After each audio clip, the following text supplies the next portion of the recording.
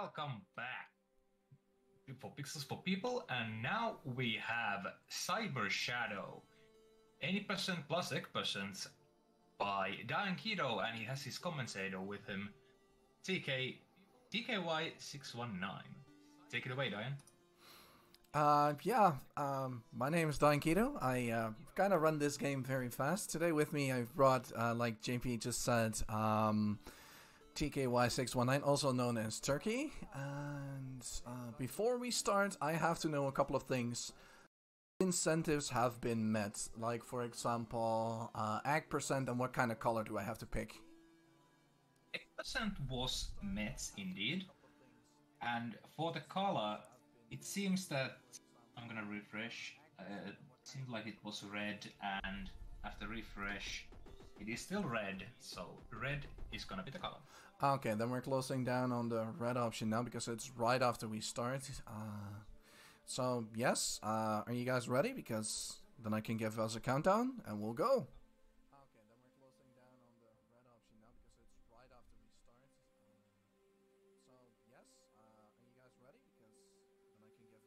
we're closing down on the red option now because it's right after we start.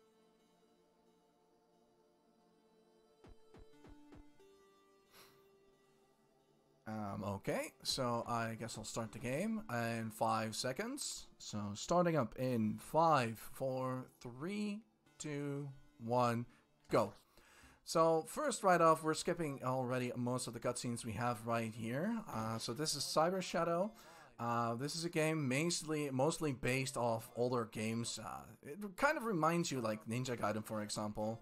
So even though we are starting already, we're already trying to optimize as fast as we go.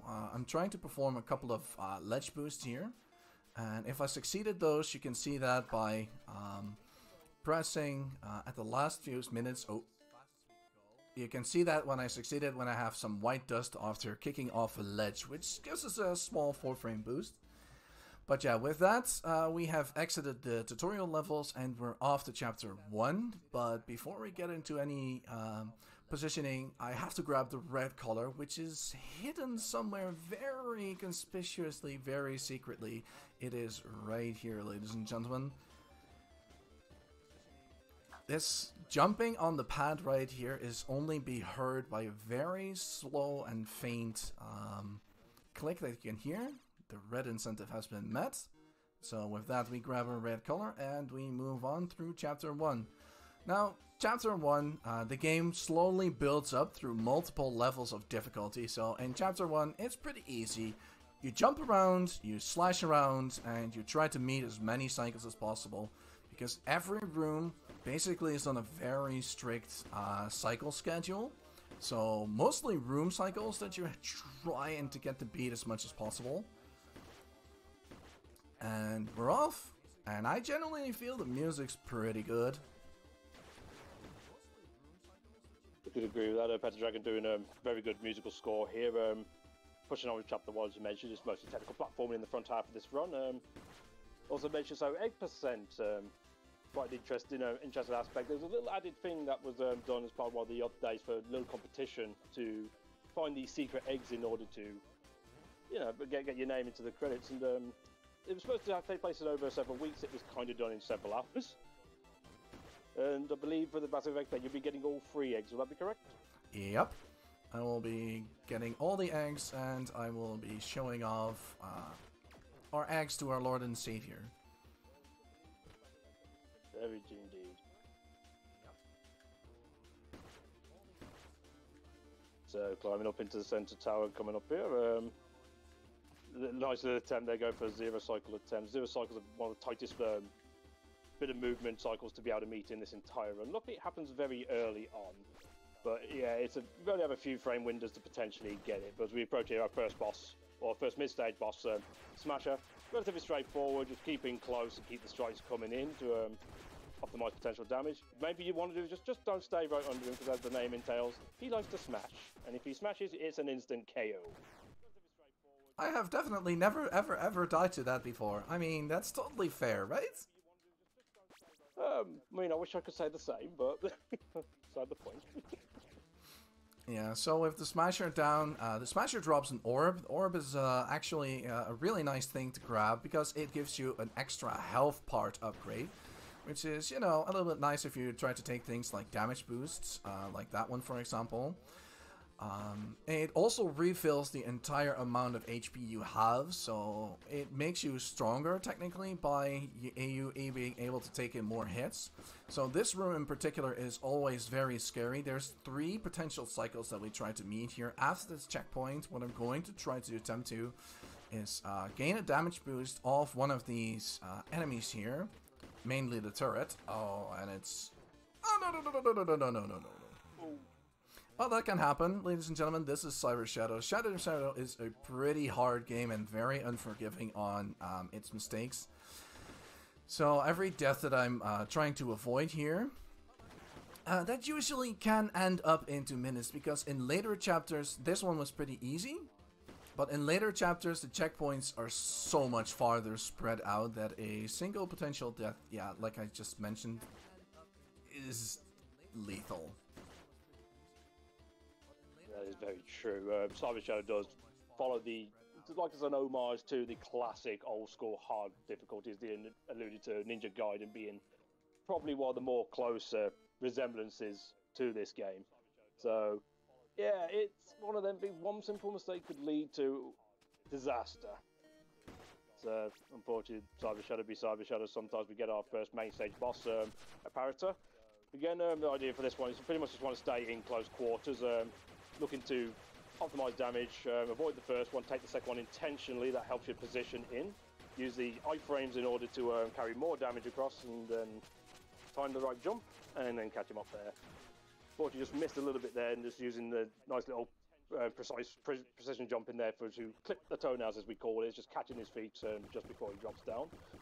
So not a bad fight. Dean, I will remind you, as we're on egg percent, there is an egg that is early on. I'll be grabbing most of those eggs after chapter 8. Okay, yeah, so I'm not used to seeing egg percent, so I just wanted to be safe, so I didn't want to be in trouble, so my apologies. So what basically happened after you beat the Imperator is we grabbed what it's called is a shuriken, which you immediately see into action instantly. So I now have the ability to throw shurikens. As long as I have SP, I can throw solid shurikens, as you can see right here. So SP basically is your magic meter, or your power, or your essence, or give it a name. It's your special attack. And they are represented by, in the top left corner, by the blue bars that you can see. So, ow, ow, ow, ow. Well, that was unfortunate. But yeah, if I use the shuriken right now, you can definitely see that it drains from the blue bar. As you can see right there.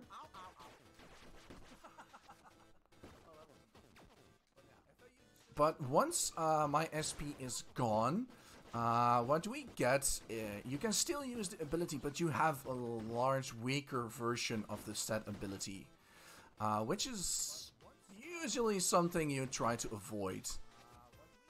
So for a shuriken, for example, you get very short and weak shuriken, and for other abilities, well, they will get explained as we go along.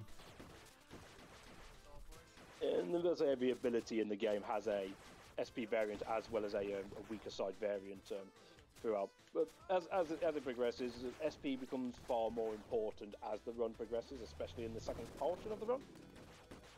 So yeah, maintaining that aspect is a good key to keeping this run progressing forward. We continue on through chapter 2. Just a little touch there. We may notice like he's doing a little bit what we know is ledge grabbing in here at the beginning of the chapter. It's a little bit of a precision tech by at the peak of your jump and turning in, your lower hitbox just lips on, and actually allows you to reach up slightly higher spots in a number of places. There'll be another few more that will be popping up through this through the earlier portions of the run, as we get Blade Extend, which is very good thing to get for this boss, Laser Brain. The idea is, it's the only boss who actually has a weak point in his nucleus, and he's dead, pretty much. So he has a weak point. He has the weak point in the center of his eyes. Well, the only boss that actually has a weak point. Blade Extend allows us to not only get one more additional hit on him per jump, but it allows to get that additional critical. And if you happen to do about half of his health just before the turrets in the background actually show up, he just gives up.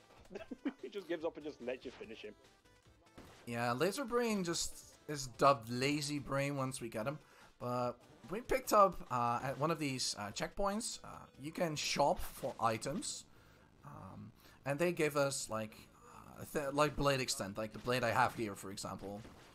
And there's other abilities like Swag Blade and a cannon, but we'll see those as they go through. So what I'm trying to do here is lure Fred over. I'm going to do two things at once here.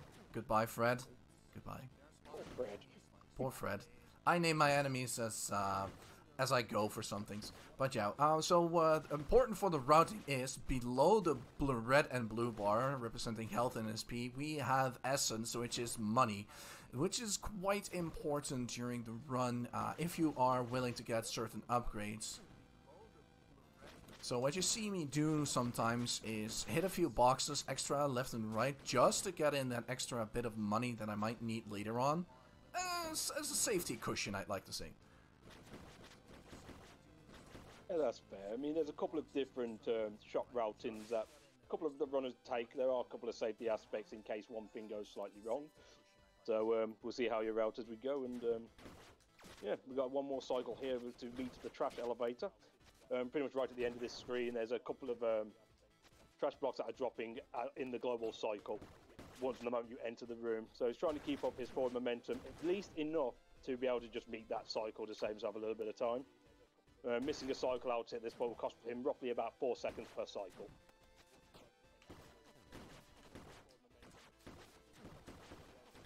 Ah, just missed it. There. Yeah, staying alive is more important, so we'll take that. We'll take that. So we get the stage 2 main boss and bring on the Scrambler. So Scrambler is pretty much similar to a Parrot where you just pretty much want to stay in close, but it's going to look a little bit tight here where he slashes the ground, fires off a couple of bullets. So you want to stay in close, a couple of short hops or big hops just to avoid those position aspects. You count a certain amount. Once he runs out of a certain point of health, he'll hop back. Then you just proceed to finish off. Now he finishes off now with just a couple of jumps overhead. And then once again, just nip it in and just tighten things out that way. And all good. And with the Scrambler down, we are now up to our second ability upgrade, which is absolutely broken in multiple aspects, because as long as we have our blue bars failed, or at least stuff left in it, we can do a Rising Fire, which produces 3 fireballs with a Rising Uppercuts slash. As you can imagine, that deals 4 damage, which is far more than just the single slash damage that we usually do. So, when we get to bosses, we're going to try to use as many Rising Fires as possible. So, with that ability unlocked, we are now in Chapter 3, ladies and gentlemen. This room is going to be quite quick. I will be trying to grab a quick money box over here. If I throw a shuriken, yes we do. So, this chapter mainly introduces you to things like ledge boosting, ledge grabbing, and a couple of other things, mainly the Swag Blade, which we'll see on later in the chapter. Once we shop for it, let's see. This is the terrain section. This is a very tight cycle-based room. That is one of the ledge grabs that we do. So you basically skip a little bit ahead by pretending to jump under a platform, and the game thinks, oh, well, you tried to walk off, didn't you? Well, you didn't walk off. You just manually put yourself on it. So the game thinks, and it just puts you on there. This is going to be another example of this. Ooh. Yes, these are 2 ledge grabs. And we're off. Ow. Nicely done. So hopping through more of the well, I was going to say sewers for some reason. It's a subway, but that's beside the point. So yeah, this is still mostly platforming based, and a number of the speed texts that Dian has alluded to, stuff that we've used in the first 2 chapters. It's sort of a combination of what you've learned in the first 2 chapters and putting it together to take the most advantage here. But I say, out of any chapter, ledge grabbing and ledge boosting is more vital in this chapter than any other. It has the biggest time save through the course of the run, at least compared to any other chapter. And that's about it, really. We just continue plodding along, destroying these bombs as we go. We'll have our mid-stage boss Hunter tank coming up in a moment. I probably got ahead a little bit too much there. Yeah, you can see how the bombs explode by the LEDs they have on the bombs, which are very conveniently placed, either to the sideways, horizontally, or vertically. So if you see them flash to a certain side, you know which way they are going to explode. So taking that into account, we quickly try... Okay, that was very dangerous. We quickly try to avoid the bomb explosions, and we're off to the checkpoint, up to our Hunter tank. This is Hunter tank. And there was Hunter tank, well, at least half of him. So you're breaking the core off the top of his head, and then you get into his center core there. A couple of nicely placed time slices there, and as mentioned earlier with that rising fire, 4 points of damage at time, especially when it's concentrated on a single target, just obliterates certain things. Yeah, and with Hunter tank down, we are now moving forward to the later part of this stage, which will be introducing to, I hope, Biohunter and a couple of other type platforming here. There are pretty... I'm getting stuck for a second. There are a lot of cycles over here that I'm trying to meet, especially on this one, where we have something called the snipe. I have one of 4 options available. I can hit the wall, and I just did that. I can hit the wall, I can hit the box, I can hit the enemy, or I can miss the enemy. And nice it's back up there. Yeah, it's a pretty tight window to get that, so to easily get through that, I just use a rising fire and quickly move on forward. The window is really small to get that, so that's the reason we call it a snipe. Yeah, the only fortunate backup on that is if you do happen to miss the initial shuriken snipe, there is a slight possibility that first robot will shoot his bullets in such a way that it will miss you even if you plod forward, which will then allow you to set up to take out the second bot.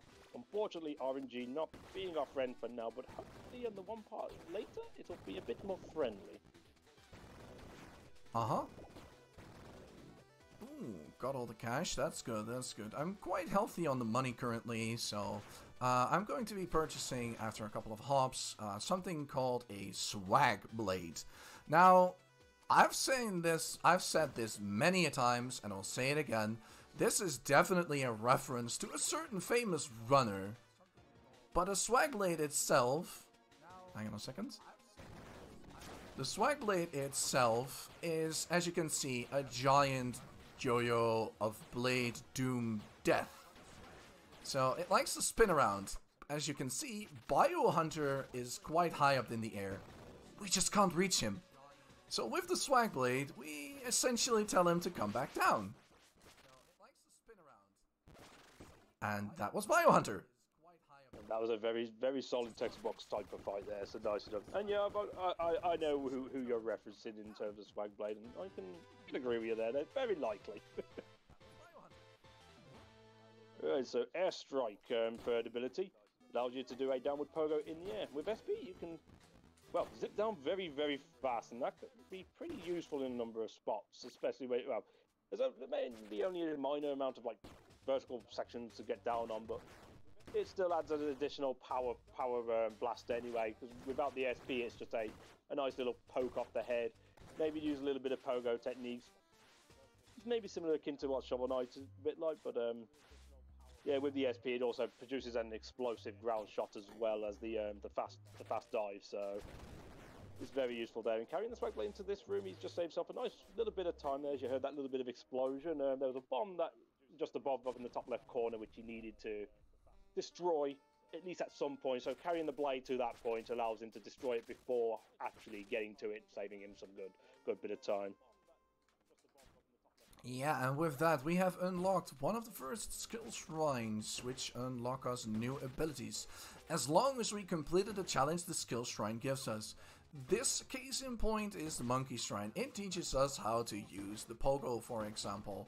Except we already kind of know how to use the pogo, so we use it to our advantage to quickly hit a few of those boxes, and we already beat the monkey to the race. And with that, the monkey shrine is done. And we have unlocked the ability sliding on walls, which allows us, exactly as it says, to slide on walls. So now we can wall hang over things.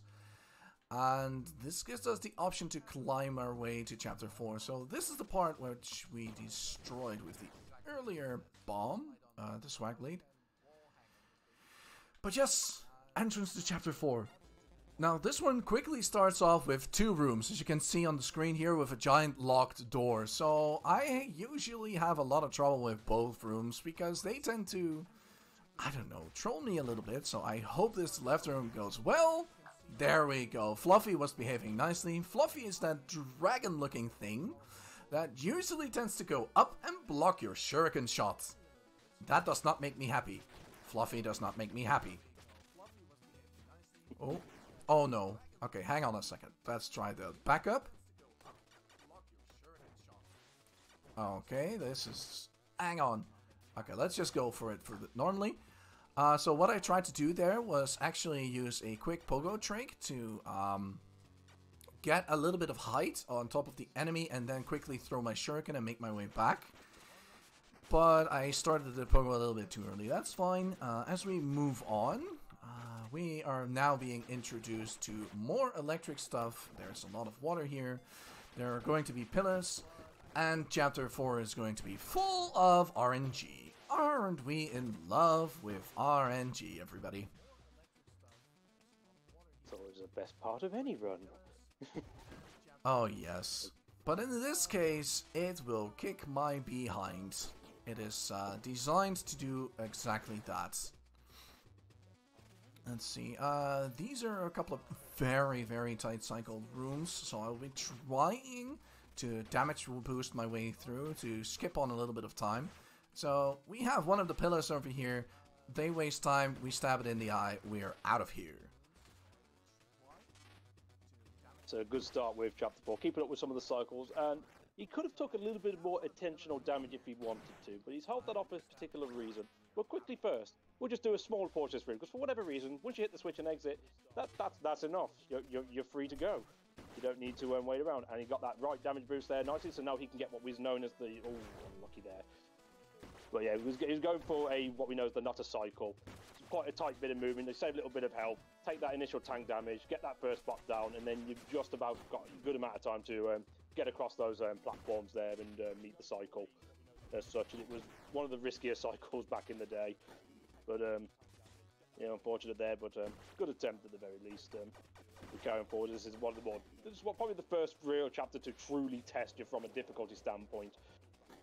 Again, it's more or less testing or putting some more of your abilities back in there. There are certain more risks by taking certain tank damages and meeting riskier cycles in comparison to the other chapters.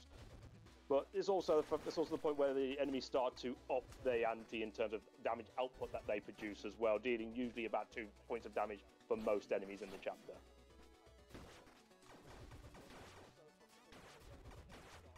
Nicely done on for the cycle. So this is going to look a little scary. Ooh. Nicely done. And beautiful.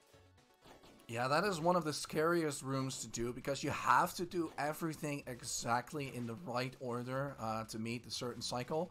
If you don't, you're going to get hit by death spikes. And that is not a cycle I would like to meet.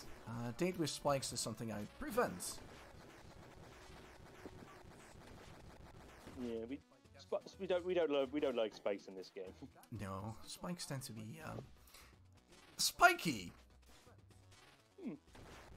Beautiful. So we got another Fluffy here. So be nice, Fluffy. Oh, Fluffy's nice, Fluffy. Not every day Fluffy likes to behave. No, Fluffy is he's nice. He's nice today so far. This room is also kind of scary, and I'm making it through okay, so I guess it's not a scary room. Ooh, 3 SP. Doing good. So I will be going for a damage boost here. Try and quickly beat that sniper guy right there. Ooh, this is going... Wow. Okay. Very nice chapter 4, and I'll let you focus on this pit, because Oh boy, yes. this is probably one of the only real points of the run where RNG is a factor. It's not crazy over top, but there are certain things that you have to keep in mind with the Mecha Dragon fight. So, first off, he could start with doing a 50-50 chance of going to either side. There's a little bit of manipulation we use at the start by intentionally moving him further over as he reacts based on your position, so at least you're in the right position. The other RNG are these platforms that are firing out and about. They may be in the right position, they may not be. You just have to play it by ear and go for broke. There's also 2 different patterns that Mecha Dragon can do in between the fight, where you could either do an upward dive swoop, or you can swoop from side to side. The side to side is the faster approach.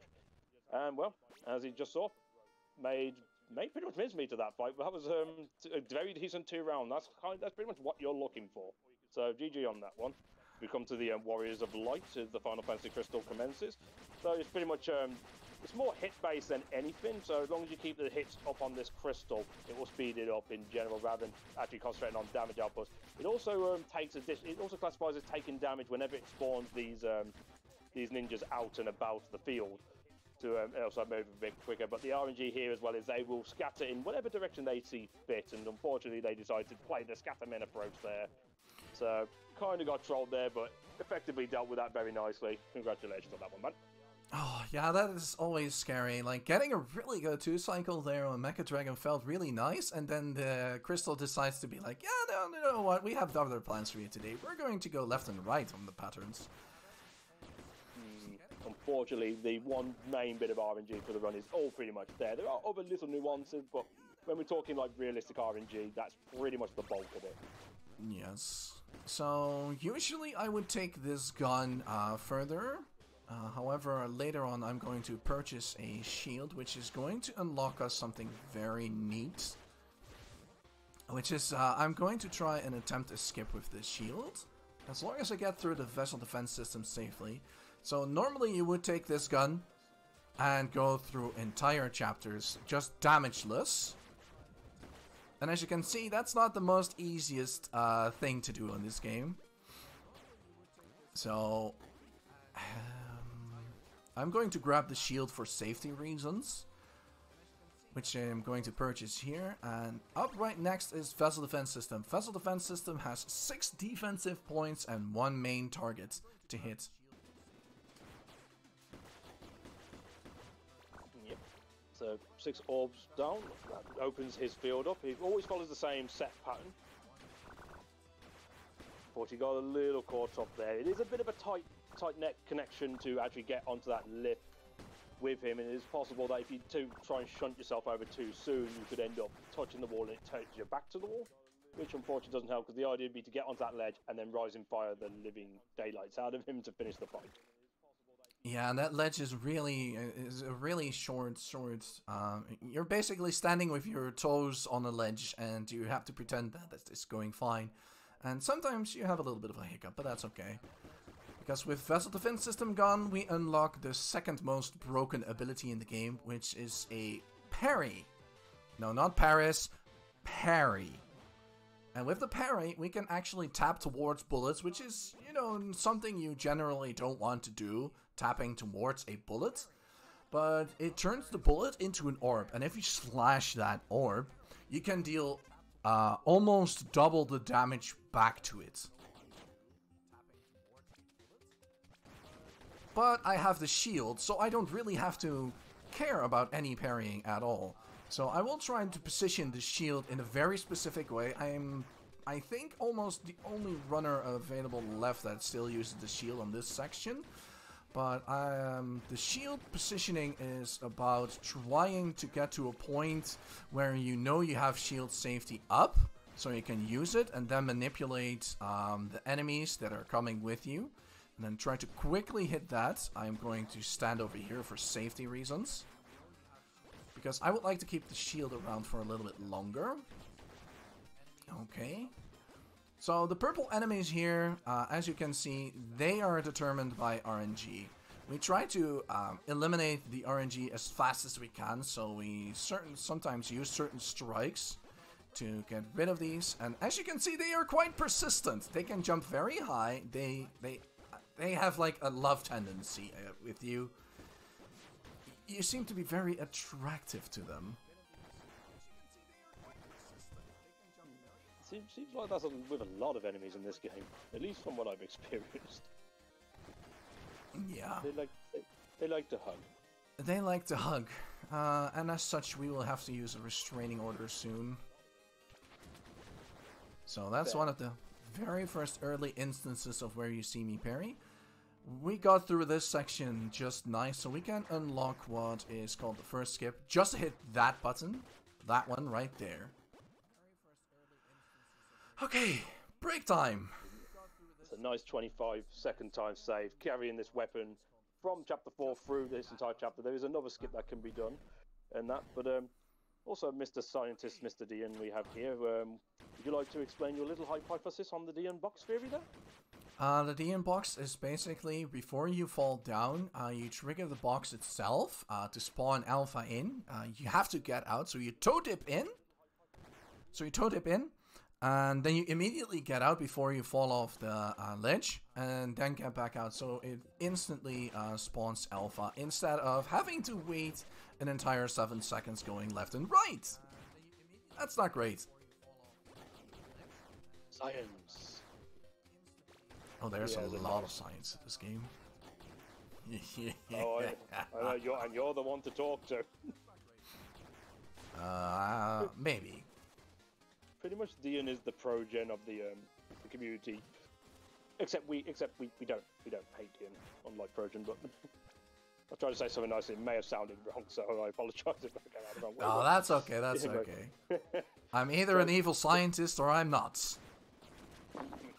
So our mid-stage boss here, Alpha 1, as I mentioned, once we got parry becomes a very important tool through the entirety of the speedrun, and that's pretty much spot on. Damn. That is the fastest cycle you can get.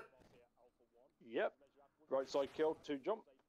So, yeah, as you mentioned earlier, getting a parry and returning that projectile back will score heavy damage, and that is a basic principle that we now use from the moment we get parry for basically for majority, if not every boss fight that remains.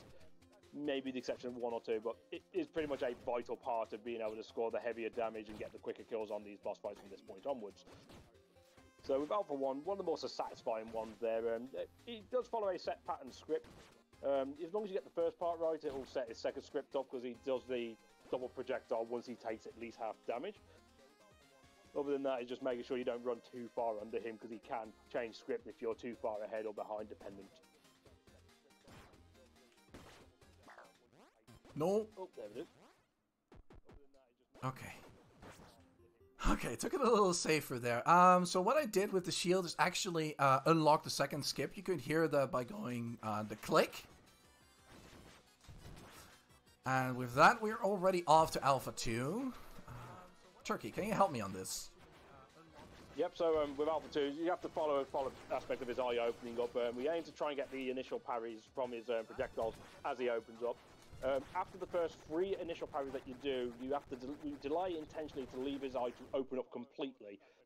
Simply because if you strike straight away, he will automatically close it, and you will lose that open opportunity to score heavy damage to finish the fight. Exactly. Now, with the second skip unlocked, it's basically trying to get through it as much as possible. As you can see, I got rid of the shield, because the shield will hinder me later, but I had to wait until I heard the button click so I can quickly enter into the shrine. And the Eagle Shrine makes you fly, and the hint for that is the pogo. As you can see, the pogo is, useful, but the shrine itself is just a joke. With that, we have unlocked the pink Dyanketo, which is going to allow us a dash. And with the dash, we have unlocked like true super speed of this game.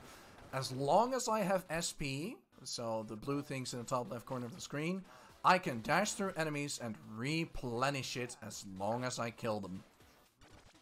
Which is going to be an integral part for most of the routing from here on out as we go through these sections. As you can see, I'm skipping through going through the air, quickly getting over here, and then on my way to chapter 6. So what's really important is the amount of dashes we can output and have a dash chain as best as we can. With that, Chapter 6 will introduce us to alarms. Which I don't really like, because alarms summon enemies, you know? When you trigger an alarm, you're usually very alarmed. Haha. Very much, and that is pretty much the principal gimmick of Chapter 6. Those little red laser beams around and about the field, any of them get triggered, will trigger off a number of wall turrets, but it also triggers off a big saw blade that just decides to hunt you down. There are several of them that we do want to hit intentionally, either just to save waiting around for it, or in the instance of this room coming up now, we tend to use it to actually spawn some few more enemies, and we can actually use those enemies to not only generate more SP, as there's a few more enemies we can take out with multiple strikes, but it also allows us to use them to use the dash to our advantage to be able to cut through the room quicker. That's done. But yeah, eventually as the run goes on, SP becomes far more integral to the run, and it's mainly with this dash as we go from technical platforming to kinetic speed. And as long as you've got that SP, you can sort of just fly, literally fly. Oh. Unlucky there. Yeah, you use that to our advantage to blitz through. There's also a little technique that he used in that room, which you know is dance cancelling. So normally you can't just do a dash and then do a dash straight away. By hitting the run button, the moment you've done your initial dash, you're able to dash straight away again. So we can use that to our advantage in stretches like that, where we can just run across the floor and just blitz through. Okay, I'm gonna need a bit of audio sinus for this boss. Yep.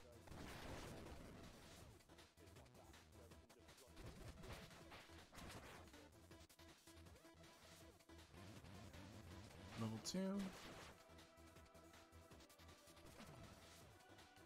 Okay, we're in the clear. Yeah, so the tunnel cleaner fight in general. Again, he has a his weak spot does open and close, depends on how you hit it. There are a couple of different techniques that we can use in the fight, where we can actually manipulate bomb spawns. We can go a little crazy. We could take a little more risk and put ourselves on the verge of landing on the train tracks as such.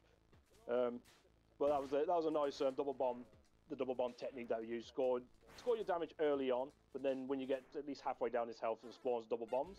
And you can use that to then hit him in the eyeball and have both bombs hit at the same time.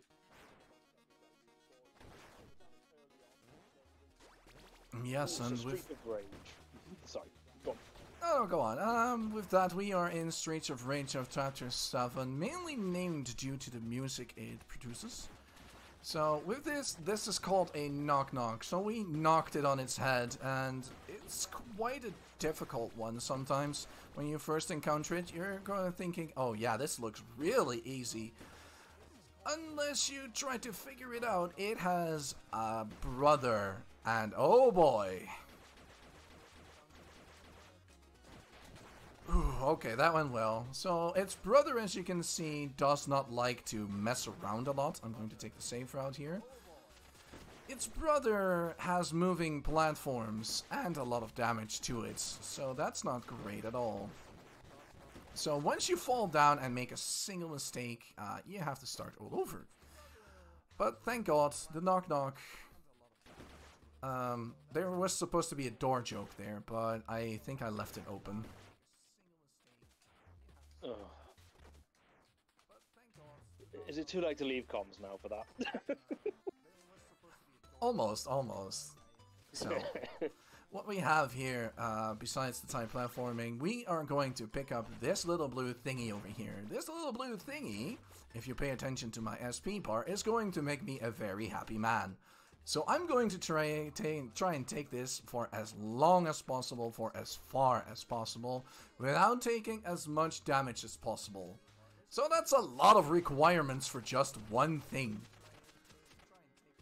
Because it replenishes my SP, so it allows me to go really, really fast as long as I can manage my positioning and my SP management pretty well.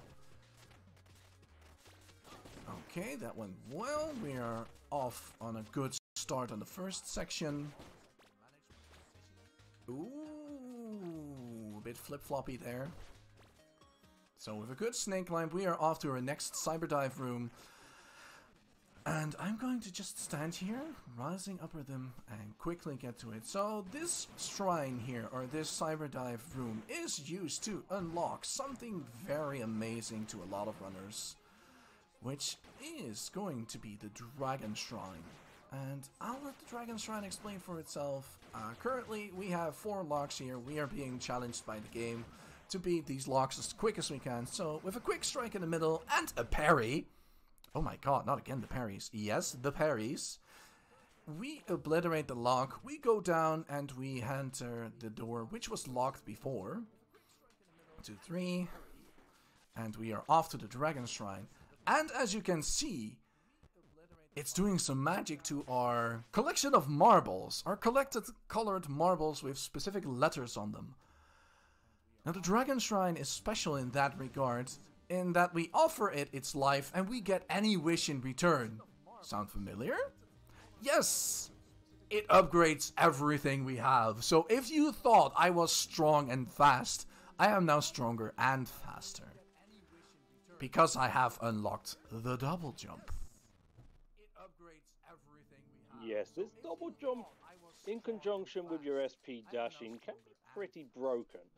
But it's used very useful. It's used very usefully from this point on, and this is where the real challenge of the run kicks in. If the rest of the run wasn't a challenge, but it is. Using the SP dispenser to our advantage here, just as we mentioned, it generates SP over time. That keeps SP going. We keep the dashes going. But with the double jump, you're able to after doing a connection of your dashing through, you're able to use the double jump to then obviously jump out of it. But once you jump, it allows you to register another dash. So if you've got the right amount of enemies in chain, you can effectively do it continuously. And yeah, that's pretty much going to be the gist of a lot of the movement going forward through this run. So first 3 set of rooms here. A couple of different strategies we use. I mean, having the dispenser allows us a few more dashes that we wouldn't normally be able to do. So as mentioned, having that dispenser throughout the remainder of this run, or as much of the run as we can, is very much pivotal to the speed overall of the execution of this run. There are a number of other replenishments where the dispenser can be picked up, either purchased or found, but in an optimal position, ideally we wouldn't need to do that. Our next cyber dive coming up, a couple more switches here. This is going to activate Exo. So the little motorcycle on the outside infused with the spirit of one of the ninja clan from where Shadow is originated from. And that'll lead us up to one of our next order scrollers of the run. Nicely done. Whew. That went well. So yeah, as I say before I pass over for donations, just to mention there, we intentionally threw all his SP out, which makes it counterproductive. But for whatever reason, when you're in an auto-scroll or in a section where you cannot use SP itself, if you do not have full SP, the dispenser will always still try and dispense something, but it won't dispense SP because you don't need it. So instead, it dispenses you essence, or this game's version of currency. So it's free money, pretty much. And with that, let's say, Dean, let's say if you'd be okay with hand over to any donations, if there's any. Not much to talk about here. Yeah, indeed, we have a one donation here from Eric's33 with a $40 donation. Whew. And the message is, I'm a little late to vote on the ninja color, but good luck to Dyan on the Cyber Shadow run. And to all upcoming runners. And they went for the Super Metroid Ascent? Save or kill the animals poll with a choice of killing the animals, and with target for Dark Souls 3, fight the final boss dressed as the Pope. Thank you so much for the donation, and with that we went over $1,100, so thank you everybody. That's amazing. 1,100. Okay, yeah, that's okay. Yeah. Also, hi Bob. Poor Bob. I'm leaving Bob alone. Bob is not going to die in this run. Well, you have more mercy than I ever do. That's because I give them names, so I get attached to them. I mean, Bob is like a truck driver, he is a bike rider, He knows how to swim. He knows how to fly. Bob is amazing. I could learn a lot from Bob, so I'm going to leave him alive. I can't say much on that. The last time somebody gave a name to a character that I've done runs in, I end up having to take him out every time because of the name. I can't say much. Hey, so push on with chapter 8. We've got a little bit of a break from the auto-scroller section for now. I mean, the next section that will be coming up isn't actually an auto-scroller, but it's a lot more of a slow-paced aspect. He's going to try and manipulate here. So he's manipulating a couple of green bots to the side, and one of the only glitches in the run there, where if you happen to have an enemy overlapping with a door, which I believe is just one or two pillars wide, I think. Yeah, one block to 1.5 blocks. Gotcha. Yeah. So as long as you have that kind of gap in and it overlaps and you get the dash at the right time, you just cut through the door as though it doesn't exist. And now Exo goes from a bike to a mech. So pretty much a run and gun section. The main thing in optimization here is just knowing what enemies to tank through, using your iframes to your advantage to save yourself slowing down very much. So it is pretty much just a health management for the majority of this section. But we do have a little bit of a boss in between with the battleship. So this fight can be manipulated as long as you move and stand in the same places. You will always get the exact same pattern from him, and pretty much just blast through and just try and optimize your firing off as best as you can. As you mentioned, basically going to the center, then the left, then just move slightly over. He'll always spawn in the same spot, and you should be able to take him out. Spare change. At the end of. Nice little bit of change. Yeah, if we can spare a little bit of change. For still pixels. Getting that free money. Spare a little bit of change for Child's Play. So with the mini boss down, we have a little bit more of the run and gun section over here. And what I'm trying to do here is actually jump. I call them funny jumps. During the text box sections, you're forced to take them. There's nothing you can do. We accidentally discovered that you can jump them. So ever since then, they've been dubbed funny jumps. There. Now I have a question for you, and I probably can guess what the answers are going to be. Okay. Are you going for glory on this next bit? Glory. You're going for glory. Always. Okay. Right, so pretty much what basically this, I mean, as we got this little bit of an exposition going on, when it gets back in control in a moment, this section automatically puts you down to 1 HP. Now, usually, there is a checkpoint which you can use 50 essence for to replenish your health and play safe, or you can intentionally take a hit off an enemy relatively close, or do a save and exit to get at least some of your health back. So when we say we're just going for it, it means he's going to do the next couple of screens on 1 health. So anything touches him, he's going to be dead. He'll go back to the previous checkpoint. And it's pretty dangerous. So, yeah. Oh, wow. Okay, fair play.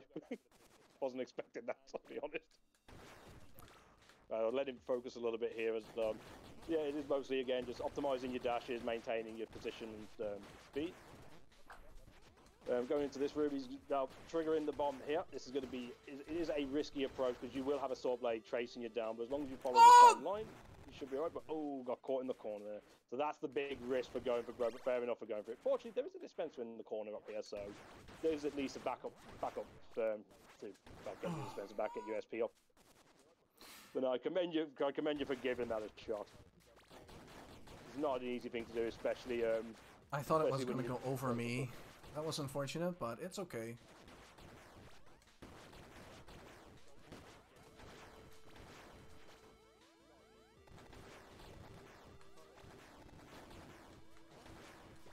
Alright, nice. Second time, nicely done. Alright, so we have a little bit of a cycle here. There's a bit of, obviously we have the laser triggers. Runners may differ, depends on which way they want to go. Some will intentionally trigger, some will delay slightly just to make sure you get up there without having the risk of that sword blade just coming straight for you. He's only got 1 left on his dispenser, and carrying this through to the next chapter would be very nice, because there are certain approaches in your overall speed in chapter 9 that where having the dispenser or not having the dispenser, you can't do certain movement decisions because you just don't have the SP to back yourself up on it. Unfortunately, taking the knock there. Yeah, the SP dispenser taking it on to the next chapter is like one of the biggest challenges in this game.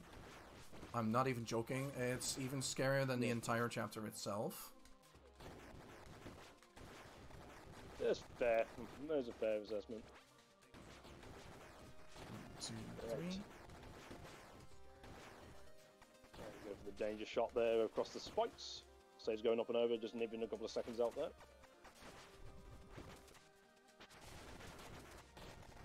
Yeah, there's a nice little addition there, and there's certain parts in this chapter that you have to hit the orange thing to actually to make it destroy, and so you can actually progress forward. But if you happen to have an explosive shuriken, which is the charge variant of the standard shuriken, just blow up the wall straight away.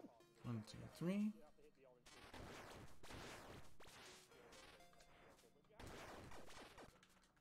Nicely done. Just have one little climb left, and then we'll enter chapter 9. Now, chapter 9 is one of the shorter chapters, but it's one that you can never underestimate. It may seem simple compared to some of the other stuff that you end up like seeing through this run, but it could easily just cut you down in a heartbeat if you let it.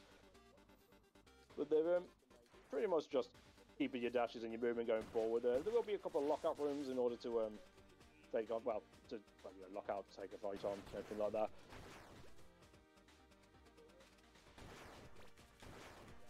Yeah, so the first one is a bit of a run back to something we have seen earlier.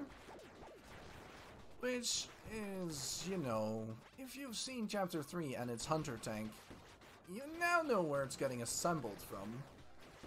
It is from right over here.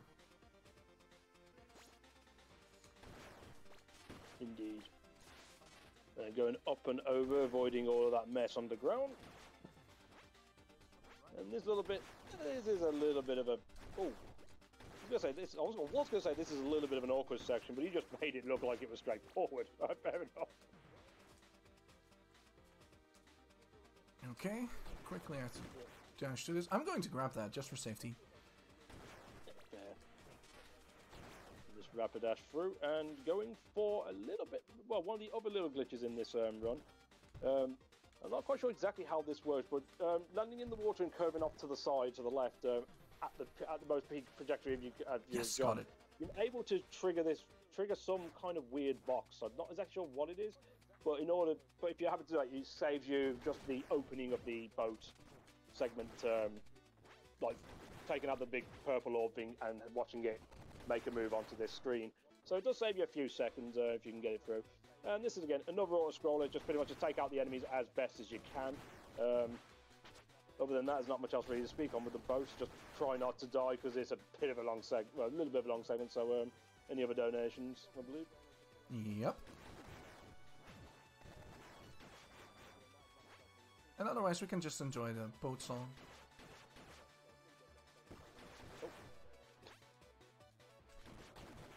Oh. Got it. Oh, wow, you got lucky then.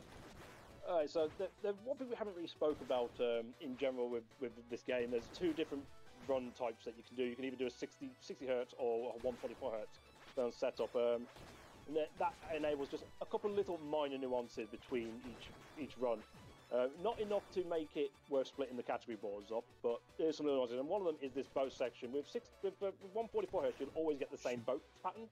But with 60, there is one particular sprite in the background that may or may not spawn, and if it doesn't spawn, you get what we know as the slow boat. Luckily, on this occasion, it did spawn, so we didn't have to wait as long. Otherwise, you would have had to have waited an additional 10 seconds out on that boat. So since this is, of course, egg percent, what I'm going to do is grab the checkpoint here and go actually grab the eggs. So I'm going to start off over here. Now I have to think for a little bit. Give me SP, please. That's what I need. SP, please. Of course. Oh. Ah, there we go. So I need a little bit of SP to enter a secret room that is very hidden, which is right over here next to the waterfall. This was discovered quite late, but we have it. So now I have to enter the secret room order, and if I'm correct, it was 3, 1, 4, 2, 1. There we go. So you can see there's a lot of options that can go a lot wrong when you're trying to do this. Yeah. That was one of the first secret eggs that Megasaw has put into the game. And with that, I am now going back to chapter 1. Remember the secret room that we have unlocked before to grab our collar? Yes, there's more to this room than you would think. I mean, besides running left and right? It loops. Can you just... Ah, there we go. I'm joking. You just loop back and forth twice and it spawns a secret egg. Actually, our commentator Turkey here discovered that purely by running around. Yeah, remember we had a few of us doing a hunt, and there was someone else. There was someone else by the name of Norimaki that actually found the room itself, and we just thought it was a colour room. I just went back there randomly and just was like, I'm just going to mess around here, and all of a sudden it just showed up. So basically, I got lucky. Even though it's still a nice find, you wouldn't expect it to be there because the room is secret in on its own. And that's the entire trick behind it. Yeah, as you mentioned earlier, it was a little competition to get your name in the credits that was going to go on for several weeks, and each week they'll give you an extra hint for each of the respective eggs. And it was kind of done like within in under 12 hours, if I recall correctly. Can't remember the name of the guy who won, but yeah, it was just one of them. Because it was like, well, that's that then. But there is a little bit extra that you get upon succeeding in finding all 3 eggs. And it's pretty much if I recall correctly, it's like a Zelda when you have a full health and you'll have a little bit of a projectile that they're able to fire out, if I recall correctly. Mm-hmm. As long as you health, you now are powered up. Which gives us the, egg blade, as I'd like to call it. Because you fire eggs, and if you charge it, you get this really nice, charged dash attack. But as soon as I lose any health at all, you see immediately, my flames are gone. So it only works as long as you have full health. That is a very important keynote to make. Ooh, the mine there. So what I'm trying to do here is quickly get back to the teleporter and then actually go back to chapter 10 because we now are fully powered up. We have the egg. I'm going to grab the SP dispenser and continue as normal. I'm going to go for a very... I missed it and I ran into the wall. Okay, so what I'm going to try to do here for a couple of attempts, since I don't have a lot of time left, I'm going to try to go for a Combatantron Skip. And this is basically a frame-perfect trick. You have like a certain position where you need to jump, you need to land, and you need to land on exactly the perfect moment. Okay, one more try. You need to land on exactly the frame you are going to land, and then you get what is called a double dash. And I missed it, that's unfortunate. So, ladies and gentlemen, we are going to see Combatantron today. And that was Combatantron. The added power of that egg destruction. With Combatantron, if we have to take him on, his weak point is his head. You can destroy the hands, which prevents him from auto-healing when he reaches a certain threshold, but when you're as overpowered as Dion is right now, just focus on the head and you're sound, pretty much. Yep. And now we're on to chapter 10, and chapter 10 is like the scariest place possible because there's either electricity or no floor. I don't know about you, but if I had a house that had no floor in it, excuse me, no thank you. Yeah, I think I'd be calling the realtor on that one. But yeah, the final chapter of the run. It depends on who you are. It may not necessarily be the worst, like the hardest chapter overall, but it is one of them chapters where literally a single mistake just leads to your doom because, as mentioned, there's no flaws around and about. And if you want to play safe, you're going to add minutes by waiting for these slow-acting platforms to progress forward. So, all down to dash precision and just keeping that chain link going using the the dash, and the double jump to your advantage. Keep everything plugging forward. Plus, you know Chapter 10 is not messing when it starts off with a boss.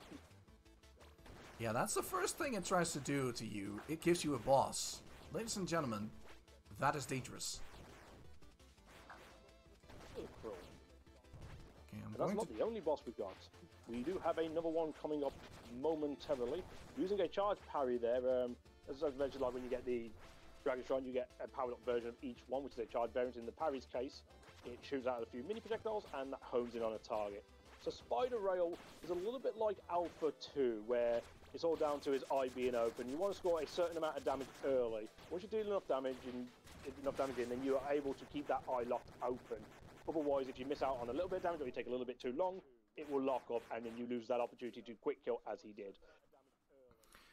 Yeah. And he got the right positioning as well, because also in the background, this door, the screen door, is also rolling through. So if he would have been a fraction too early or a fraction too late, that door could have been too further apart and he'd have to wait actually longer. So it's more of a timing position of getting the kill more so than getting the fastest kill possible.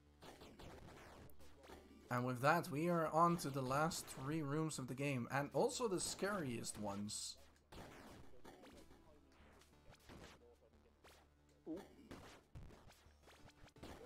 Nice recover. Yeah, the climb, very dangerous section. Again, like a lot of things, it is mainly scripted, but yeah, this is the definition of one mistake could lead to disaster, because those bots just go crazy around you. And they can even troll you at times when you want to try and avoid them if you don't get things right first try. So, fortunately, things went pretty well there for the first climb, as we get to the last part of the climb before we enter our final bosses. Yes, we have another comparable to the Ninja Gaiden series, where it ends with a trio of bosses. As you can see, as soon as you make a mistake, it's going to be a disaster.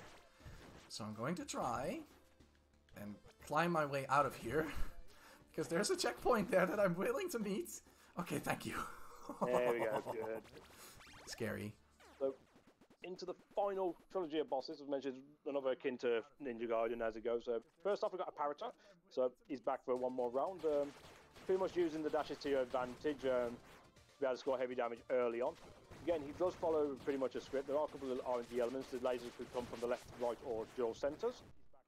And that's pretty much done. Deal's going to try and position himself a certain way, because he wants Rising Fire to deal with the majority of the damage at the start of this fight. The project, he can only be weakened in the middle. He'll close his shield off periodically. And you're probably looking to try and get a triple parry as well. I hope we go to avoid that one. Okay, fair, because triple parry is a risky approach.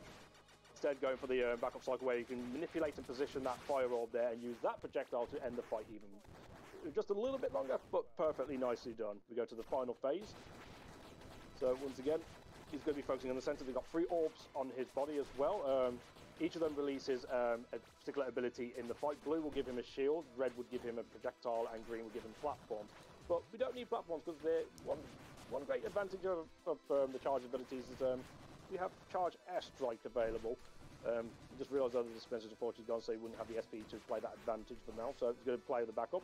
He's going to use the red orb to go with the upward strike projectiles, as it does 3 points of damage instead of 1. Unfortunately, it's gone a little bit off the rails, so just going to use a few things to advantage, just take our time, just make sure we don't take a death, because taking a death on this fight could add several minutes having to redo all 3 fights at once. Nice parry. Gets that red orb. We should be looking to finish it now, and that'll do it. Nicely done. And I'm going to do something incredibly stupid. Please forgive me. Oh god. Oh no. Well, this could restart this. Whoo! Okay, that was close. All for what, a half second? Quarter second, something like that? Yep. It is only for less than half a second. You fall, I'll try and fall off the platform. I gotta stay behind this. You fall off the platform and... oh god, don't do it, okay. But yeah, if you fall off the platform, there's a death plane there. And that death plane really loves you. And it's not very accurate at all. So there's a certain timing you have to meet. And otherwise, your punishment is going through all 3 bosses again.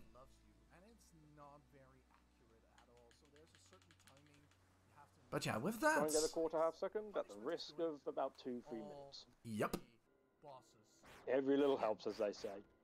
Yep, I'm greedy. For all intents and purposes, that is the run complete, but time will be coming up... oh, have a conversation. Time will be coming up momentarily.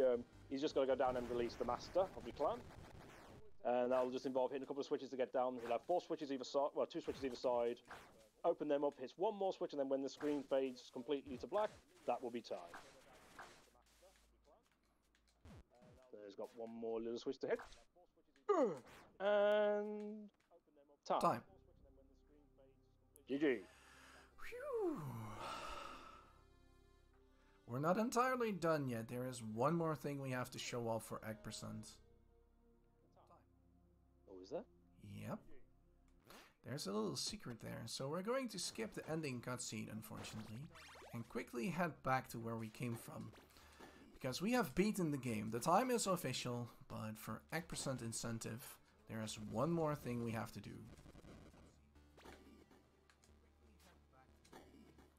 And I'm going to show you guys without saying a lot, because this kind of explains itself. So I'm back to chapter 6, and you're wondering why. There is one last secret that we only found at the end of things, and it was found on the Nintendo Switch. Because the actual secret itself did not exist until version 1.03, if I recall correctly. So I'm going to go through these rooms, and you'll discover something at the end of these rooms. I mean, remember, we have beaten the tunnel cleaner, so there's no tunnel cleaner left, so it means something else is there, right? I mean, right? Yes. I mean, there might be. So there's a couple of secrets here that people can find out. However, the biggest secret is, of course, our Lord and Savior. The egg.